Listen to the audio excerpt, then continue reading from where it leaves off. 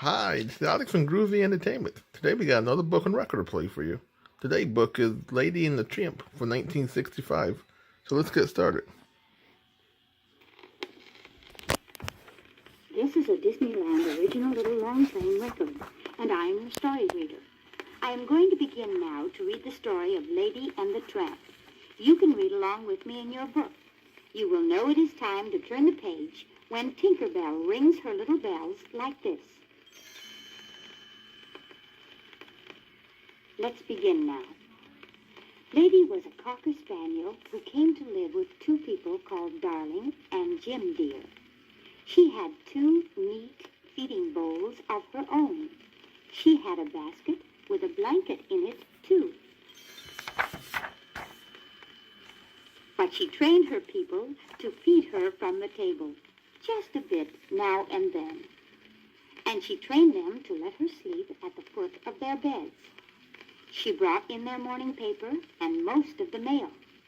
And she ran when Jim Dear whistled, coming home at night. Lady was sure that she had a very happy home. And her two next-door neighbors, Jock and Trusty by name, two gentlemanly dogs, agreed with her. But there was another dog around the neighborhood, a sassy young fellow called the Tramp. "I'll wear no man's collar," was his proud boast. "That's the way to be happy," said he. "But where do you sleep?" Lady asked him. "And what do you do for food?" "Aw, that's easily arranged if you know your way around," said the Tramp with a jaunty air. "And as for you, my proud beauty, you'll find things very different when a baby comes to your house to stay, for there's only so much room for love in people's hearts, and when a baby comes in, out goes the dog." His strange words worried Lady. They worried her more when a baby really did come to her house to live. Not that Darling and Jim Dear didn't mean to be kind, but they were very busy now. And worst of all, Darling's Aunt Sarah came. "That dog," she said, "it must stay out in the yard, and you'll have to have a muzzle for it." "Oh ho," said the Tramp when he saw Lady. "So it's happened already, just as I said. Well, I'm sorry to see it, but come along. We'll be rid of that muzzle soon." "Come along," cried Lady. "Can't you see I'm tied?" "I forgot," said the Tramp. "You've got a lot to learn." So he showed her how to lunge against the rope until quite soon it broke. Then away they went to get the muzzle off. Lady could not imagine what the Tramp planned, but he led her straight across town, past the guards at the gate of the zoo. There they met Beaver. "Hi there," said the Tramp. "Like to help us out?" "Sure," said Beaver. "Always glad to oblige."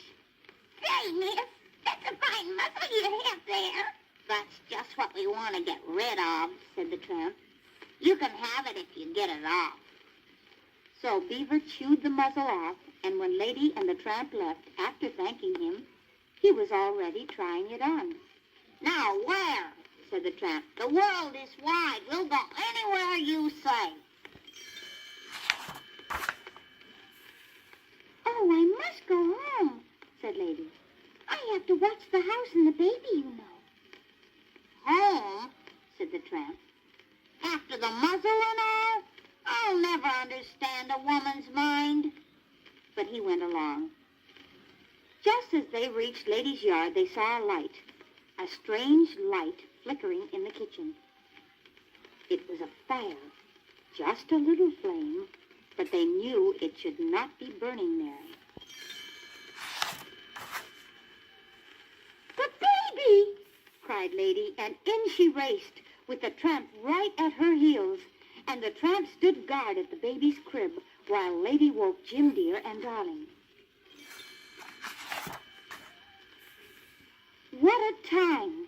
When Darling and Jim Dear woke up, the baby began to cry.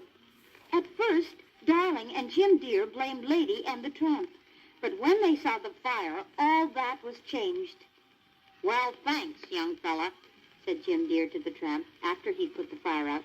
"Looks as if you found yourself a home and a job. Shall we go down tomorrow for a license and a collar so everything will be set?" The tramp looked out the window where the wide world waited. Then he looked at Lady at his side. He said, which means, "All right." And he offered Jim a paw to shake. Now Lady and the tramp have two families to look after. Darling and Jim Dear and the baby are one. The other is a family of roly-poly puppies. And the tramp in his collar is the proudest dog in town.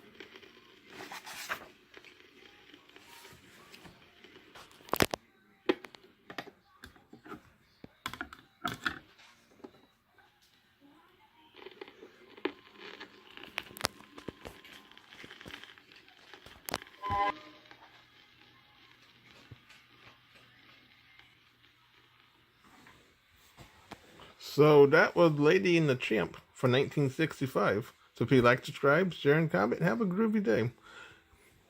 And our next book will be The Pied Piper of Hamelin.